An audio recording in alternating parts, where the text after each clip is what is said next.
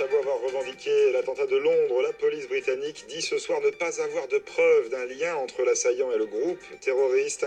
Scotland Yard n'est pas parvenu à prouver non plus que Khalid Mansour s'est radicalisé en prison, même s'il avait clairement un intérêt pour le djihad, précise la police.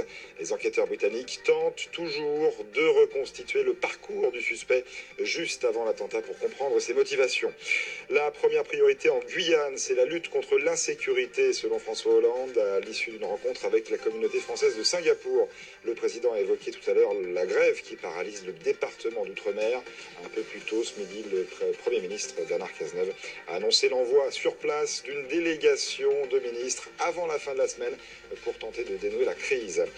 La Haute Autorité pour la transparence de la vie publique n'a rien décelé de problématique dans la déclaration de patrimoine d'Emmanuel Macron.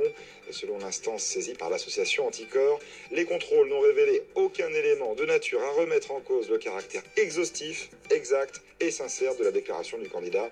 Anticor s'était interrogé mi-mars sur un manque de cohérence entre les revenus et le patrimoine déclaré par le leader d'En Marche. Des milliers de personnes, dont des touristes évacués au nord-est de l'Australie, débit un puissant cyclone approche. Les météorologues le considèrent comme le plus violent depuis plusieurs années dans la région. Les premières rafales devraient toucher la terre dans les prochaines heures, demain, peu avant l'aube en Australie. France Info.